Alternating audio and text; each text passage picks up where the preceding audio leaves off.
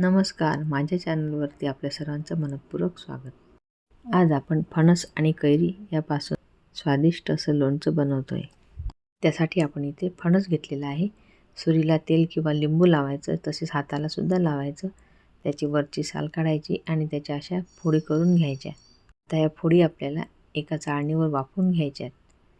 लगेच वाफवल्या जातात. फणसाला आंबटपणा येण्यासाठी आपण इथे कैरी घेणार आहोत किंवा लिंबाचा रस घेतला तरी चालेल. कैरी चांगली पक्की असल्यामुळे आंबे फोडीवर ह्या कैरीच्या फोडी करून घ्यायच्या.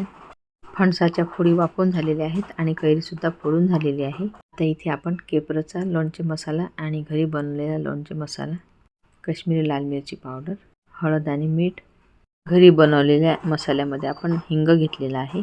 आता कैरीच्या फोडींवर आपल्याला यामधलं अर्धा चमचा हळद आणि 1 चमचा मीठ घालून याला लावून ठेवायचं आहे. आता गार झालेल्या फणसाच्या फोडी आपल्याला तळून घ्यायच्या आहेत. यामध्ये नुसता रेडीमेड लोणचे मसाला वापरला तरी सुद्धा चालेल.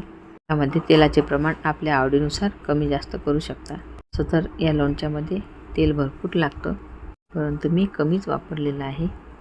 अशा प्रकारे ह्या तळून घ्यायच्या. हे लोणचं खायला खूप स्वादिष्ट लागतं. अगदी 6 महिने वर्षभर सुद्धा हे टिकून राहतं. छान अशा तळून झालेल्या आहेत. तर आणखी ह्या कढईमध्ये आपल्या आवडीनुसार तेल घालायचं. त्यामध्ये काश्मीरी लाल मिरची पावडर, हळद, घरचा लोणचे मसाला, तसेच आपल्या आवडीनुसार कुठल्याही ब्रँडचा लोणचे मसाला. सर्व मसाल्याचे प्रमाण आपल्या आवडीनुसार कमी जास्त करू शकता. त्यामध्ये घालायचं अर्धी वाटी मीठ.